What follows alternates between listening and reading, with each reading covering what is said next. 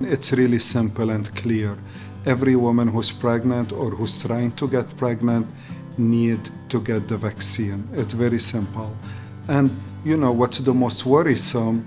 We work so hard to help people get pregnant, and we're so worried that when they're pregnant, they're gonna get COVID infection, and it's gonna affect the baby, and it's gonna affect their health. That's the last thing we want after all the hard work they went through to get pregnant. Absolutely not. The COVID vaccine is safe.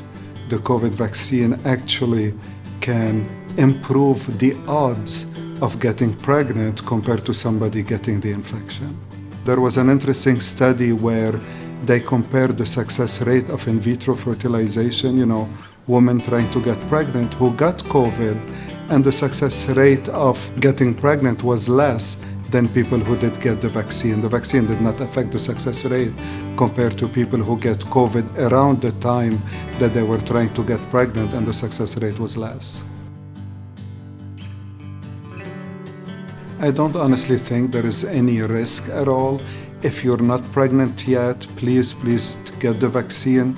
But also if you're pregnant, get the vaccine. As I said before, we're just worried that during treatment or while you're trying to get pregnant or when you're pregnant, you're gonna get the infection, and this is where the decrease in fertility, it might affect the sperm count, as I said before, it might affect the quality of the embryos, plus it might have negative effects on the baby himself or herself. Absolutely not. As I said before, all the studies showed that the vaccine was very safe.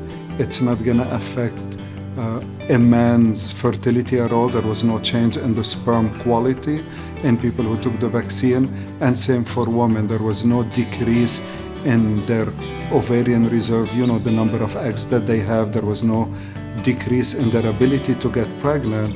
And there was no side effect whatsoever during the early months of pregnancy.